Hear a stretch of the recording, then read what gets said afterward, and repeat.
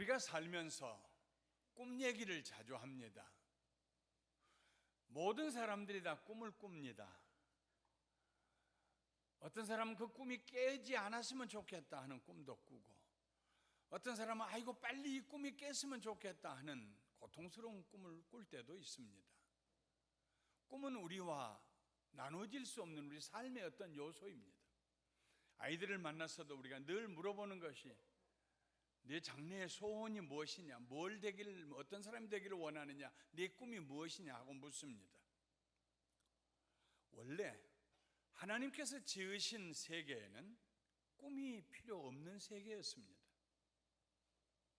무엇인가 이루어졌으면 좋겠다, 성취됐으면 좋겠다, 이루었으면 좋겠다, 그게 필요 없는 완전한 세계, 하나님께서 더 필요가 없는 완전하고 완벽한 세계를 지어주셨기 때문입니다.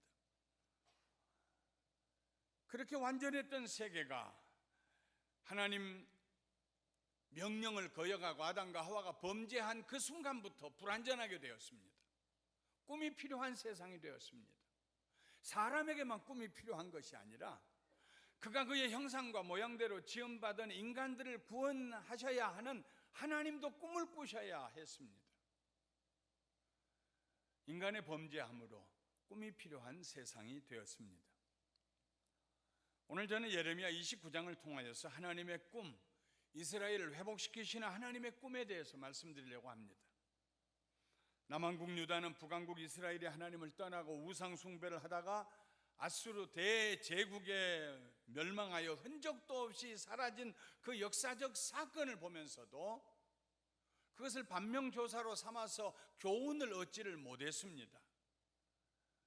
히스기야 왕 때 하나님께로 돌아오긴 했지만 그의 아들 므낫세 왕 때는 아버지 때보다도 더 오랫동안 더 극심하게 더 멀리 하나님을 떠났습니다. 므낫세 왕은 예루살렘 성전 안에까지 우상을 세워놓고 숭배했습니다. 흰놈의 골짜기에서는 자기 아들들을 불 가운데로 지나가 태워 죽게 함으로 우상에게 제물로 드렸습니다. 어떤 아버지가 얼마나 비정하면 아들을 불 가운데로 지나 죽게 합니까? 뒤늦게 잠깐 회개하고 하나님께 므낫세가 돌아왔지만은 그러나 멀리 하나님을 떠난 백성들 잡을 길이 막연했습니다. 그가 죽은 뒤로 뒤를 이어 아모니 왕이 되었지만은 2년 동안 우상 숭배를 하다가 암살을 당합니다. 그리고 그 아몬의 아들 8살짜리 요시아가 왕이 됩니다.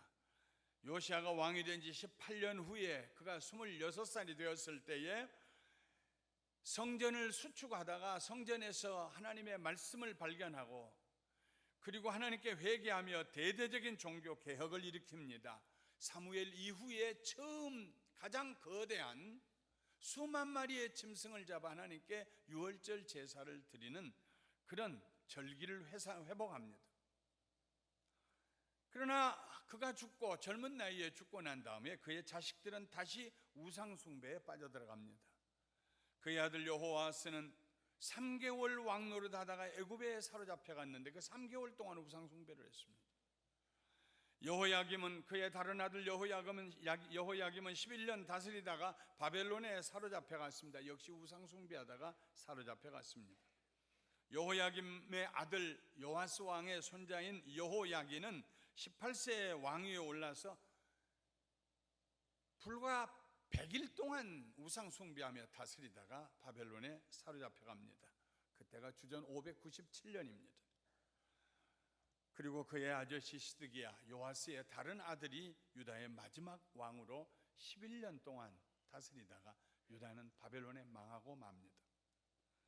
예레미야 29장은 여호야긴 왕이 100일 동안 통치했던 그 여호야긴 왕이 사로잡혀간 직후에 시드기야가 왕이 된 그 무렵에 예레미야가 바벨론의 포로로 잡혀가 살고 있는 장로들과 제사장들과 선지자들과 모든 백성들에게 보낸 편지 내용입니다.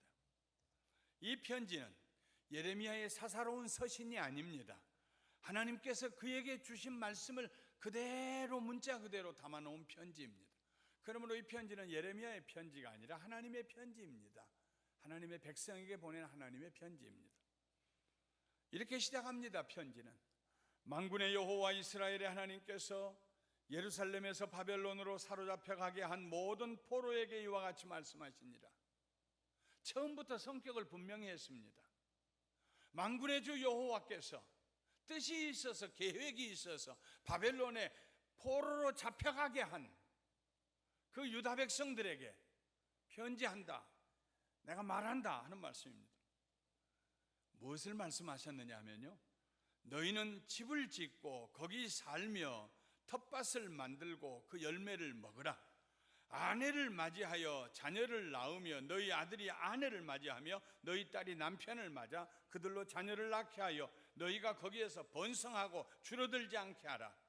너희는 내가 사로잡혀 가게 한 그 성읍의 평안을 구하고 그를 위하여 여호와께 기도하라. 이는 그 성읍이 평안함으로 너희도 평안할 것이니라. 일반적으로 포로로 잡혀간 사람들은 고국으로 빨리 돌아가고 싶어하는 그런 마음을 가지고 있습니다. 포로로 잡혀간 땅에서 오래 살기를 원하는 사람은 아무도 없을 것입니다. 여행을 떠나도 빨리 집에 돌아가고 싶은데요, 갑자기 포로가 되어 고향을 떠나면서 남기고 온 가족들, 그들은 어떻게 살고 있는가? 이야기들이 많을 것입니다. 어린 자녀들만 놓고 잡혀온 사람도 있었을 것이고, 아무것도 할 줄 모르는 사회생활에 대해서 아무것도 준비가 안 된 아내만 놓고 사로잡혀온 사람도 있을 것이고, 짓담한 농사들은 어떻게 되었을까? 봄이 되면은 가지를 쳐 주어야 할 과수원은 누가 손을 보고 있을까? 경제적인 활동이 하루 아침에 끝이 났는데 내가 받아야 할 돈은 어떻게 됐을까? 우리 가족이 알고는 있을까? 우리가 갚아야 될 돈은 어떻게 됐을까? 하루아침에 단절된 그 생활로 하루속히 돌아가서 다시 연속되어서 계속되어서 살고 싶은 것이 포로로 잡혀온 사람들의 일관된 소망이었습니다. 그런데 예레미야를 통해 보내신 하나님의 편지에는 그 땅에서 오랫동안 살 계획을 세우라는 것입니다. 자식을 낳고 인구가 줄어들지 않도록 오랫동안 거기서 살도록 집을 짓고 사업도 하고 농사도 하고, 그리고 한 걸음 더 나아가서 그 나라가 잘 되기를 위해서 기도하라는 기막힌 내용이 기록되어 있습니다. 우리를 잡아온 이 나라가 잘 되도록 기도하라니. 예레미야의 편지는 거기에서 끝나지 않습니다. 여호와께서 이와 같이 말씀하시니라. 바벨론에서 70년이 차면 내가 너희를 돌보고 나의 선한 말을 너희에게 성취하여 너희를 이곳으로 돌아오게 하리라. 여호와의 말씀이니라. 너희를 향한 나의 생각을 내가 아나니 평안이요 재앙이 아니니라. 너희에게 미래와 희망을 주는 것이니라. 지금 우리가 볼 때는요, 아멘이 나오지요. 망했던 유대 나라가 70년 만에 다시 회복이 되어서 인류 역사에 수도 없이 흥망성쇠를 경험하는 그 나라들과 달리 다시 그 이름으로 그 나라가 세워지고, 그 이름으로 다시 다른 나라 사람들이 그 나라를 부르게 되고 어느 나라 백성이라고 부르게 되고, 70년 만에 우리가 생각할 때는 기적이지요, 축복이지요, 놀라운 일입니다. 정말 아멘 할 수 있는 일입니다. 70년 만에 다시 때가 차면은 돌아오게 한다고 말씀하시는데요, 얼마나 큰 축복입니까? 축복 중에 축복입니다. 그러나 당시 바벨론의 포로로 잡혀와 살고 있는 유대인들에게는 그 말씀이 과연 축복의 말씀일까요? 오히려 절망에 가까운 말씀 아닐까요? 한두 해 안에 고향으로 돌아갈지도 모른다는 막연한 희망을 가지고 살던 유대 포로들에게 비록 가져온 것도 변변치 않지만 그나마도 풀지 아니하고 우리 곧 돌아갈 텐데, 뭐 살림 풀지 말자, 우리 곧 돌아갈 텐데, 그렇게 돌아갈 날만 고대하고 있는 그 포로로 잡혀온 유대 백성들에게 70년은 거의 영원에 가까운 시간입니다. 70년이면 자기 생전에 고국으로 돌아가지 못할 사람들이 그 중에 태반이었을 것입니다. 70년이 차면 이 말은 그들의 귀에는 아예 고국으로 돌아갈 희망을 버려라, 이렇게 들렸을지도 모릅니다. 당시 바벨론에는 포로로 잡혀간 바벨론의 유대인들 가운데에는 자칭 선지자라는 사람들이 있었습니다. 그들은 낙관론자들이었습니다. 그들은 왜 그들의 나라가 망하고 바벨론의 포로로 잡혀와 있는지 진지하게 생각해 본 적이 없는 거짓 선지자들이었습니다. 그들은 자기들이 하나님께 저지른 우상 숭배의 죄에 대해서 가볍게 생각했습니다. 그리고 하나님께서 그들을 가까운 장래의 바벨론으로부터 구출하셔서 고국으로 돌아가게 하실 것이라고 거짓 예언을 했습니다. 입에 바른 말을, 듣기에 좋은 말을 했습니다. 그들은 하나님의 사랑에 대해서는 어느 정도 알고 있었지만 하나님의 공의로우심에 대해서는 무식했습니다. 회개에 대해서 몰랐습니다. 심판에 대해서도 몰랐습니다. 이런 현실 세계, 바벨론의 포로로 잡혀간 현실 세계에 살고 있던 유대 포로들에게 예레미야를 통해 보내신 하나님의 말씀, 그 말씀이 담겨진 편지는 충격과 낙심과 혼란을 가져다 주었습니다. 그런 현실을 아는지 모르는지 예레미야를 통해서 보내신 하나님의 말씀은 계속됩니다. 여호와의 말씀이니라. 너희를 향한 나의 생각을 내가 아나니 평안이요 재앙이 아니니라. 너희의 미래와 희망을 주는 것, 너희에게 미래와 희망을 주는 것이니라. 너희가 내게로 부르짖으며 내게 와서 기도하면 내가 너희들의 기도를 들을 것이요 너희가 온 마음으로 나를 구하면 나를 찾을 것이요 나를 만나리라. 오늘 우리가 이 말씀을 읽을 때에는요, 아멘, 아멘, 아멘 합니다. 이 말씀에 나타난 하나님의 선하심과 인자하심을 보면서 감탄합니다. 그러나 이 말씀이 당시 바벨론에서 포로로 잡혀와 있던 유대인들에게도 동일한 감격을 주었을까요? 아닐 것입니다. 이미 그들은 하나님의 심판과 재앙 아래 있습니다. 너희를 향한 내 생각은 내가 아나니 재앙이 아니요 평안이니라. 하나님, 이미 우리는 재앙 받고 있는데요, 재앙이 임했는데요, 고향에서 잡혀왔는데요, 남의 땅에 종살이하고 있는데요, 이보다 더 큰 재앙이 어디 있어요? 우리를 향하신 하나님의 생각은 재앙이 아니라니요, 평안이라니요. 아닙니다. 우리에겐 평안이 없습니다. 이미 우리는 재앙 아래 있습니다. 아마 이렇게 항변하고 싶었을 것입니다. 포로로 잡혀와서 자유를 빼앗기고 살아가는 주제에 무슨 미래가 있으며 무슨 소망이 있겠느냐고 항의하고 싶었을 것입니다. 마음이 그러한데 그들이 하나님께 기도할 수 있었겠습니까? 하나님을 찾을 수 있었겠습니까? 너희가 내게 부르짖으며 내게 와서 기도하면 내가 너희들의 기도를 들을 것이요 너희가 온 마음으로 나를 구하면 나를 찾을 것이요 나를 만나리라고 하셨지만 그 말씀을 진지하게 듣고 기도하는 사람이 몇이나 되었을까요? 그들이 어떻게 생각하는가, 어떻게 받아들이는가 개의치 아니하고 하나님께서는 계속해서 말씀하십니다. 이것은 여호와의 말씀이니라. 나는 너희들을 만날 것이며 너희를 포로된 중에서 다시 돌아오게 하되 내가 쫓아보내었던 나라들과 모든 곳에서 모아 사로잡혀 떠났던 그곳으로 돌아오게 하리라. 이것은 여호와의 말씀이니라. 위대한 하나님의 약속입니다. 위대하신 하나님의 선포입니다. 내가 너희를 만나고 내가 다시 너희를 포로된 중에서 고향으로 돌아오게 하고 사로잡혀 떠났던 그곳으로 돌아오게 하리라. 그러나 포로 생활하고 있는 그들에게는 이 말씀이 깊이 있게 와닿지 않았을 것입니다. 그들은 하나님의 말씀을 듣는 둥 마는 둥 했을 것입니다. 자기들과 조상들이 하나님께 범한 죄에 대해서는 심각하게 회개해보지 아니하고 오히려 하나님이 그의 백성들을 버렸다고 원망하고 불평했을 것입니다. 기드온이 했던 것처럼 그때 그 홍해를 갈랐던 하나님 어디 계십니까? 광야에서 반석을 치고 생수를 주셨던 하나님, 매일같이 만나를 주시고 메추라기를 보내시던 하나님 어디 계십니까? 그들은 하나님 앞에 원망했을 것입니다. 포로로 잡혀간 유다 백성들의 그런 냉랭한 분위기가 스마야라고 하는 거짓 선지자의 편지를 통하여서 예루살렘에 전해왔습니다. 이 스마야라고 하는 바벨론에 사로잡혀간 중에서 자칭 나 선지자다 하고 하나님이 택하시도 않았는데 자칭 스스로 선지자라고 말하는 그 스마야가 예레미야의 편지를 읽어보고 난 다음에, 듣고 난 다음에 예루살렘에 있는 스바냐라고 하는 대제사장에게 편지를 보냈습니다. 엄중하게 항의하는 편지를 보냈습니다. 그 편지 내용 중에 이런 내용이 있습니다.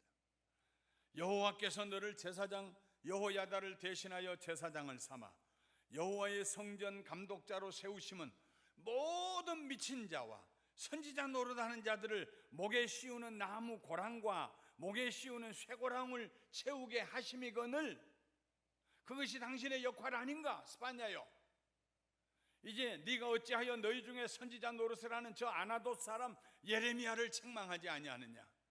그가 바벨론에 있는 우리에게 편지하기를 오래 지내야 하리니 너희는 집을 짓고 살며 밭을 일구고 그 열매를 먹으라 하셨다 하니라.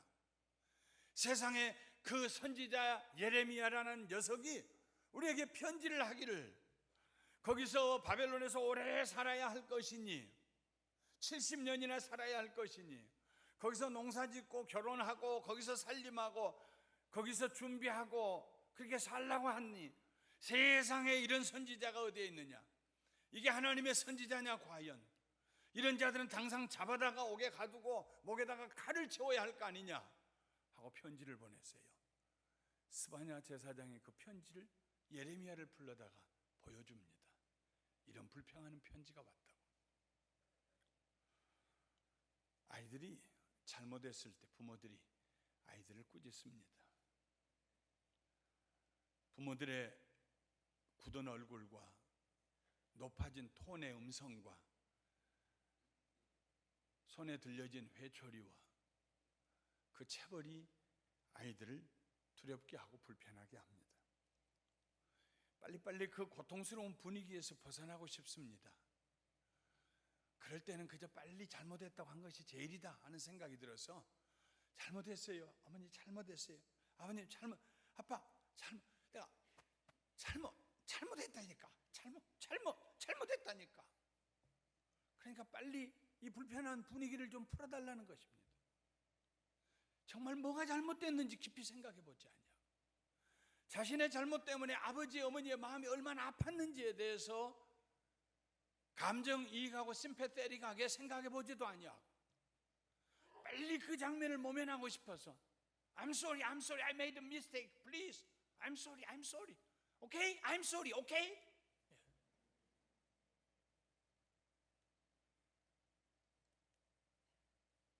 그러나 부모들은 그렇게 쉽게 넘어갈 수가 없습니다. 쉽게 용서하면 또 쉽게 잘못할 것이니까 이 아이로 하여금 그것이 얼마나 큰 잘못인지, 그가 잘못한 말과 잘못한 행위 때문에 얼마나 많은 사람들이 고통을 받고 있는지 알게 해주기 위해서 시간이 필요합니다. 한두 시간 얼굴을 풀지 않습니다. 어떨 때는 하루 이틀 동안 그 긴장감을 유지하기도 합니다. 마음이야. 가슴에 빨리 껴안고 눈물 닦아주고 됐다 용서한다 괜찮아 해주고 싶지만 그렇게 해서는 인생을 너무나 쉽게 실패할 것 같아서 왜 무엇을 어떻게 잘못했는지 좀 더 진지하게 생각하고 뉘우쳐서 나쁜 습관을 버리고 좋은 습관을 가질 수 있도록 다시 같은 잘못을 저지른 그 길로 가지 아니하고 길을 벗어나게 하기 위해서 부모들이 조금 용서해 주는 것을 딜레이할 때가 있습니다.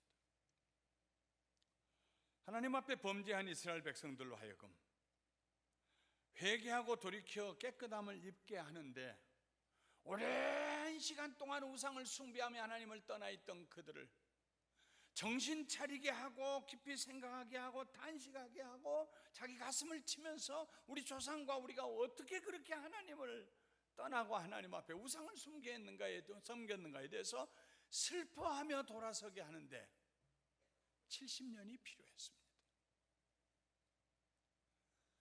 그 기간을 채워야 했습니다. 그것은 벌러주는 기간이 아닙니다. 회복시키는 데 필요한 기간입니다. 우리 몸이 병이 들어도 회복되는 기간이 필요합니다. 하나님께서는 하루라도 빨리 그의 백성들을 적과 꿀이 흐르는 가나안 땅으로 다시 데리고 오고 싶으셨을 것입니다. 바벨론에서 고통당하는, 눌림을 당하는, 종살이하는 그의 백성들을 보고 즐거워하시는 그런 하나님이 아니십니다. 하나님은 자학증을 가진 하나님이 아니십니다. 사랑의 하나님이십니다. 하나님께서는 그의 백성들이 다시 깨끗한 마음으로 오직 마음과 뜻과 정성과 성품을 다하여서 하나님만을 사랑하고 섬기고 예배하는 거룩한 백성들이 되기를 원하셔서 다시 그들을 새롭게 하기를 원하셔서 그들을 씻어 맑혀주시고 바른 생각을 할 수 있는 자세를 가지게 하시고 옳은 습관을 가질 수 있도록 하기 위해서 하나님께서 70년이라는 세월을 준비하셨습니다. 과정이 필요했습니다. 오늘날 많은 사람들이 너무 빨리 무엇이든지 하기를 원합니다. 그냥 끓여 먹어서 빨리 먹는 것을 원합니다. 그러나 계속 매일 아침, 점심, 저녁 라면만 끓여 잡숴보세요. 어떻게 되는가? 어떤 때는 음식을 하는데 기다려야 될 때가 있어요. 어떤 때는 바로 먹지 못하고 몇 달 동안 숙성시켜서 먹어야 할 때도 있어요. 과정이 필요합니다. 회개는 순간적으로 시작이 되지만 그러나 순간적으로 끝나는 것은 아닙니다. 회개했는데 양파 껍질이 벗겨지는 것처럼 내 속에 옳지 않냐는 것이 또 보이고 또 보이고 또 보이고 또 보이고 다 빨아졌나 싶었지만은 충분하지 않다 싶어서 시내가에서 빨래방망이를 휘두르는 부인처럼 회개하는데도 시간이 필요합니다. 성품을 바꾸는데 시간 필요합니다. 관점을 바꾸는데 시간이 필요합니다.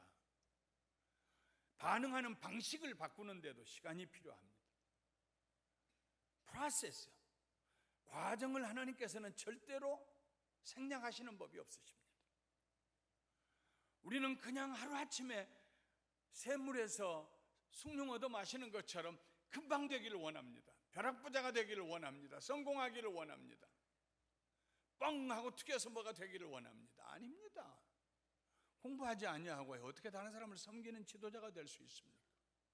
땀 흘리지 아니하고 어떻게 재물을 모을 수 있습니까? 실패해서 배우고 다시 돌이켜서 수고하고 시도해보지 아니하고야 어떻게 그 문제를 해결할 수 있습니까? 과정이 필요합니다. 70년은 하나님께서 그의 사랑하는 백성들을 위해서 준비하신 하나님의 과정이었습니다. 하나님의 그런 마음이 예레미야와 동시대에 포로로 잡혀간 바벨론에서 선지자로 부르심을 받았던 에스겔을 통하여서 표현이 됩니다. 에스겔을 통해 하나님께서 이렇게 말씀하십니다. 내가 너희를 여러 나라 가운데서 인도하여 내고 여러 민족 가운데서 모아 데리고 고국 땅에 들어가서 맑은 물을 너희에게 뿌려서 너희로 정결하게 하되 곧 너희 모든 더러운 것에서와 모든 우상 숭배에서 너희를 정결하게 할 것이며 또 새 영을 너희 속에 두고 새 마음을 너희에게 주되 너희 육신에서 굳은 마음을 제거하고 부드러운 마음을 줄 것이며 또 내 영을 너희 속에 두어 너희로 내 율례를 내 명령을 행하게 하리니 너희가 내 규례를 지켜 행할지라. 내가 너희 조상들에게 준 땅에서 너희가 거주하면서 내 백성이 되고 나는 너희 하나님이 되리라. 그 과정이 지나고 난 다음에 내가 너희를 다시 인도하여서 그 나라 적과 꿀이는 땅으로 돌아가서 나는 너희에게 하나님이 되고 너희는 내 백성이 될 것이다. 그때 너희가 너희 악한 길과 너희 좋지 못한 행위를 기억하고 이전에 너희 조상과 너희들이 저질렀던 잘못을 범죄를 기억하고 너희 모든 죄와 가증한 일로 말미암아서 말하기도 부끄러운 그 모든 가증한 일로 말미암아 너희 스스로를 미웁게 보리라. You will hate yourself because of you committed the sin. 말할 수 없는 unspeakable, 생각할 수도 없는 그런 죄를 범했던 그것 때문에 어떻게 우리 조상과 우리가 하나님 앞에 그런 잘못을 범했다는 말인가? 내가 이 70년이 채워지고 이 과정을 통해서 너희를 거룩하게 하고 깨끗하게 하고 정한 마음을 주고 너희 마음속에 내 말씀을 심어주고 새겨놓고 그리고 돌아갈 다음에는 너희들이 완전히 회복이 되어서 새로워져서 가슴을 치며 과거에 우리가 어떻게 왜 어리석게 그렇게 하나님을 떠나서 잘못된 삶을 살았단 말인가? 가슴을 치면서 너희 자신을 미워하면서 하나님 앞에 거룩한 백성으로 살게 될 것이다. 이것이 에스겔을 통해서 하나님 주신 말씀입니다. 물론 그 중에는 예레미야를 통하여 주신 하나님의 말씀을 순전한 믿음으로 받아들인 거룩한 백성들도 있었을 것입니다. 대표적인 사람들이 다니엘, 그리고 그의 세 친구들이었습니다. 스룹바벨과 에스라와 느헤미야, 모르드게 같은 사람들도 하나님의 약속의 말씀을 감사함으로 받아들였을 것입니다. 다니엘은 그의 노년에 예레미야의 예언이 이루어지는 역사적인 순간을 목격했습니다. 그는 바벨론이 망하고 페르시아가 그 자리에 들어와서 대제국이 되자 말자 그 해에 바벨론을 멸망시키고 페르시아로 국호를 바꾼 그 해에 그 나라가 내린 첫 번째 명령, 고레스 왕이 내린 명령, 그 명령을 들었습니다. 바사왕 고레스가 이같이 말하노라. 바사왕은 페르시아 왕입니다. 하늘의 신 여호와께서 세상 만국을 내게 주셨고 나에게 명령하여 유다 예루살렘에 성전을 건축하라 하셨나니 너희 중에 그의 백성 된 자는 다 올라갈지어다. 너희 하나님 여호와께서 함께 하시기를 원하노라. 바벨론이 멸망하고 갑자기 페르시아가 들어왔는데 페르시아의 왕 고레스가 그 나라가 바벨론의 자리를 다시 차지하고 나자마자 첫 번째 내린 명령이, 아마도 첫 번째 내린 명령 중에 하나가 유대인들이여 고개를 들어라, 짐 싸라, 너희들이 고국으로 돌아가라. 너희 하나님 여호와께서 내게 명령하셨다. 너희들 보내라고. 돌아가라. 가서 하나님께 제사 드리고 예배해라. 고레스의 명령을 받은 스룹바벨은 수만 명의 유대인들을 인도하여 고국으로 돌아갔습니다. 사랑하는 성도 여러분, 진정한 꿈은 우리가 꾸는 꿈이 아닙니다. 진정한 꿈은 우리를 향해 가지고 계신 하나님의 꿈입니다. 그것은 타락한 인간들을 다시 회복시키시려는 하나님의 꿈입니다. 하나님의 꿈은 없는 것을 새롭게 창조하시는 꿈이 아닙니다. 인간에게 원래 주었는데 그들이 범죄함으로 잃어버렸던 그 축복을 다시 회복시켜 주시는 것, 그것이 하나님의 꿈입니다. 예수님께서 어두운 세상의 빛으로 오셨습니다. 십자가 위에서 그의 살과 피를 주심으로 예수님은 우리를 영생으로 인도하셨습니다. 영생은 원래 하나님께서 주셨던 하나님의 생명입니다. 인간이 타락하고 범죄했을 때 인간은 그 생명을 잃어버렸습니다. 하나님께서 그의 아들을 이 세상에 보내심으로 꾸시는 하나님의 꿈은 우리로 하여금 그 하나님의 생명을 회복하고 영원한 생명을 얻고 영생을 얻어서 하나님의 자녀로 사는 것입니다. 우리들이 너무나 오랫동안 잊고 살았던 잃어버린 보배들이 있습니다. 하나님과의 관계입니다. 우리를 향하신 하나님의 꿈은 하나님과 우리의 관계를 회복시키시는 것입니다. 하나님께서 우리 아버지가 되시고 우리가 그의 자녀가 되는 관계의 회복입니다. 아주 가까워서 하나님이 여기 계시는 임마누엘, 내 곁에 계시고 내가 하나님 마음을 알고 하나님의 음성을 듣고 하나님께 내가 말씀하고 하나님과 함께 즐거워하고 하는 하나님의 처음 지으셨던 사람의 모습, 하나님과의 관계를 회복하는 것, 그것이 하나님의 꿈입니다.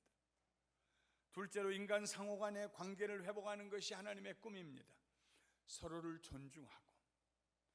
왜 그렇게 살면서 우리는 서로를 피폐하게 만들고 서로에게 상처를 주고 서로를 짓누르려고 하는지 어디서 배웠을까요?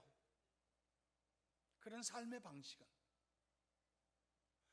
하나님께서 우리에게 회복시키시를 원하는 것은 나를 존귀하게 생각하는 것처럼 상대를 존귀하게 생각하고 존중하고 그를 보호해주고 그를 용서해주고 그를 치료해주고 그가 잘못되었을 때 사랑으로 교정해주고 그가 여전히 잘 되도록 지탱해주는 좋은 관계를 갖는 것, 그것이 하나님의 소원이고 하나님의 꿈입니다. 셋째로 하나님께서는 우리의 삶의 질서가 회복되기를 원하십니다. 우리가 사는 이 세상은 극단적인 이기주의와 교만함 때문에 그 질서가 뒤죽박죽이 되었습니다. 서로 복종하기보다는 반항하며 피차 다스림을 받기보다는 억압하려는 무질서, 그런 사회에 살고 있습니다. 과거에 그런 일이 없지 않았습니까? 자식이 부모를 죽였다는 얘기, 어떻게 그런 일이 일어날 수가 있습니까? 어떻게 욱하는 생각 때문에 분을 참지 못하여서 가족을 몰살시킵니까? 무질서한 사회, 하나님의 꿈은 질서가 회복되는 것입니다. 우리들의 삶 가운데 질서가 회복되는 것입니다. 복종할 수 있는 사람, 다스림을 받을 수 있는 사람, 그런 관계, 그런 가정, 그런 사회, 그런 교회가 되게 하시는 것입니다. 넷째로 하나님께서는 우리의 역할을 회복하시기를 원하십니다. 하나님의 은혜 안에 알면서 하나님의 은혜 안에서 살면서 하나님을 예배하고 감사하고 영광을 돌리는 것이 우리의 역할이었습니다. 우리가 주인이 되어서 내 인생 내가 책임지고 사는 것이 하나님이 세우신 원래 원초적인 우리의 역할이 아닙니다. 은혜로 삽니다. 오직 은혜만으로 삽니다. 오늘도 주의 도우심으로 삽니다. 하나님의 은혜 아래 들어가서 사는 것, 내 역할을 찾아서 하나님을 예배하는 것, 그것이 하나님께서 우리에게 회복시켜 주시기를 원하는 하나님의 꿈입니다. 그리스도인들은 나를 향하신 하나님의 꿈이 이루어지기를 소원합니다. 누군가 우리에게 당신의 꿈이 무엇입니까? 하고 묻는다면 우리는 서슴없이 하나님의 뜻이 내 삶에, 내 생애에 이루어지는 것입니다 하고 대답할 수 있어야 합니다. 우리의 꿈이 이루어져도요, 대단한 것 같아도요, 우리를 향하셔 가지고 계신 하나님의 꿈에 비하면 아무것도 아닙니다. 하나님의 꿈이 이루어지려면 시간이 필요합니다. 하나님이 바쁘셔서가 아닙니다. 하나님이 능력이 없으셔서가 아닙니다. 우리 때문입니다. 우리의 완악함 때문입니다. 우리 조상의 망령된 행실, 유전해준 그 망령된 행실, empty way of life handed down from our ancestor, 우리 조상으로부터 물려서 우리에게 주어진 그 쓸모없는 삶의 방식으로부터 우리 자신이 변화되고 새로워져서 하나님 말씀을 따라서 새로운 존재로 변화되어 가는데 시간이 필요합니다. 과정이 필요합니다. 농부가 씨를 뿌려놓고 추수할 때까지 수고하고 인내하며 기다리는 것처럼 우리를 향하신 하나님의 꿈이 이루어질 때까지 우리는 기다려야 합니다. 모든 씨앗은 땅에다 심으면 며칠 사이에 혹은 몇 주 사이에 땅에서 싹이 나옵니다. 그러나 어떤 나무의 열매는 땅에 심고 3년을 기다려야 싹이 나오는 열매도 있습니다. 우리의 완악함 때문에 70년이 필요합니다. 그때까지 우리는 조급하지 않아야 합니다. 하나님께서 내 삶에 하나님의 이 일을 하시도록 우리 자신을 드려야 합니다. 우리를 변화시키고 성장시키신 하나님의 꿈이 완성될 수 있도록 감사함으로 믿음으로 기다려야 합니다. 회복에는 반드시 과정이 필요합니다. 하나님께서 세우신 이 과정에 우리는 원망하지 말고 감사함으로 순복하며 따라가야 합니다. 남편이 변화되는데 시간이 필요합니다. 자녀가 돌아오는데 시간이 필요합니다. 어떤 일이 이루어지는데 시간이 필요합니다. 우리를 향하신 하나님의 꿈이 이루어질 그 시간까지 감사함으로 담대하게 기다리는 우리 모두가 되시기를 주님의 이름으로 축원합니다. 하나님의 꿈을 나의 꿈으로 받아들인 사람들은 현실에서 도피하지 않습니다. 현실을 무시하지도 않습니다. 비록 조화롭지 못한 현실의 부조화 속에서도 인내하며 기다립니다. 조화를 이루어 주시려는 하나님의 꿈이 나의 현실 속에 성취될 수 있도록 믿음으로 감사하며 기다립니다. 하나님의 꿈은 저 우주 상공 어디에서 이루어지는 것이 아닙니다. 우리들의 현실 속에서 이루어집니다. 우리는 이 하나님의 약속의 말씀을 묵상하며 주의 뜻이 이루어지게 해주세요. 내 삶에 내가 변화되도록 새 마음을 갖도록 여호와의 말씀이니라. 너희를 향한 나의 생각을 내가 하나니 평안이요 재앙이 아니니라. 너희에게 미래와 희망을 주는 것이니라. 우리 하나님께 감사하십시다. 우리는 하나님의 손에 있습니다. 기도하시겠습니다.